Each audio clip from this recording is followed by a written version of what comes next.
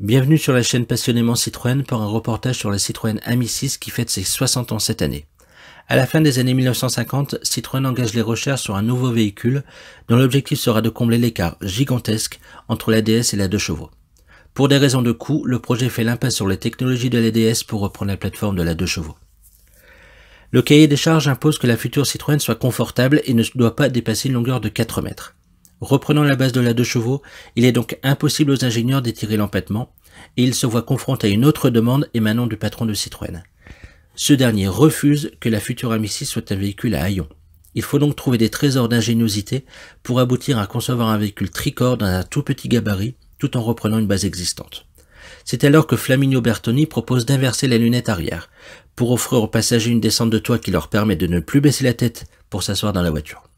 Ce choix impose une carrosserie atypique en forme de Z qui, si elle offre l'avantage d'une excellente accessibilité et évite à la neige de s'accumuler, elle est plutôt difficile à porter.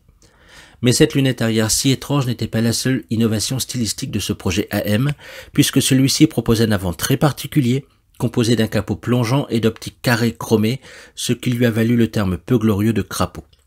Basé sur la plateforme de la 2 chevaux, le projet AM ne peut en reprendre le moteur car le poids de sa carrosserie est trop important. Aussi, les ingénieurs de Citroën décident de modifier le moteur en augmentant sa cylindrée à 602 cm3, ceci afin de rester dans la classe fiscale des véhicules à 3 chevaux.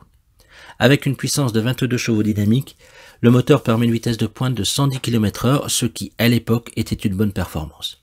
De la 2 chevaux, la future Ami 6 reprend également les 4 freins à tambour, ainsi que le principe de suspension. L'Ami 6 est présentée le 26 avril 1961 dans la ville d'Amsterdam aux Pays-Bas.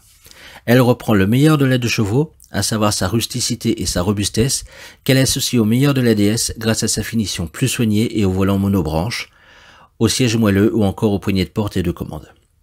D'abord fabriquée dans l'usine Panhard d'Ivry-sur-Seine, la Citroën Ami 6 va inaugurer la toute dernière usine de la marque située à Rennes-la-Janet. Si la voiture séduit par son confort et son habitabilité, elle peine à convaincre les clients avec son style particulier, surtout comparé à ses concurrentes bien plus pratiques. Si les premiers mois sont encourageants, la demande baisse dès 1963 et oblige Citroën à réagir.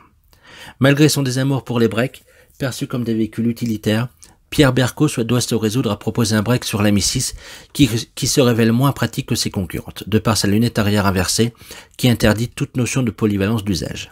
Ainsi, le break Ami 6 fera son apparition dès le Salon de Paris de 1964 en reprenant un dessin d'Heulier qui avait dessiné et conçu un break sur la base de l'Ami 6 dès le mois d'août 1962.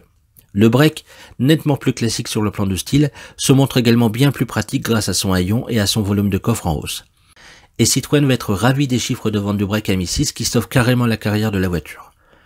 Bien aidé par une concurrence moins forte, le break représente déjà 2/3 des ventes d'Ami 6 dès 1965, lui permettant même de devenir la voiture la plus vendue en France en 1966. C'est aussi cette année-là que Citroën passe l'équipement électrique de l'Ami 6 en 12 volts au lieu de 6 précédemment, permettant l'installation d'un alternateur en lieu et place de la dynamo. En 1967, Citroën fait évoluer la face avant qui intègre des doubles optiques ronds et une calandre à barrette horizontale. À l'intérieur, la sellerie est spécifique tandis que le coffre est garni de moquettes. Ces modifications sont réservées au break et équiperont la berline un an plus tard. Début 1968, les feux arrière sont redessinés, deviennent multifonctions et regroupés sur un bloc trapézoïdal qui sera par la suite repris sur les 2 chevaux 4 et 2 chevaux 6. En mai 1968, le moteur évolue et passe de 22 chevaux à 28 chevaux dynamiques, ce qui marquera l'ultime évolution technique de l'Ami 6 avant son remplacement. La Citroën Ami 6 berline quitte la scène en 1969 à l'occasion de la commercialisation de l'Ami 8, tandis que le break continue sa carrière en attendant l'arrivée du break Ami 8. Sur les 8 ans de carrière du modèle, la production s'élèvera à plus de 1 million d'exemplaires, dont la majorité de break, chose assez rare pour être soulignée. Il s'est donc davantage vendu de break que de berline sur une période plus courte de seulement 4 ans. C'est dire si Citroën a eu le nez creux en sortant ce dérivé. Je vous donne rendez-vous bientôt pour d'autres anniversaires Citroën. D'ici là, rendez-vous sur le site Passionnément Citroën. À bientôt. Salut.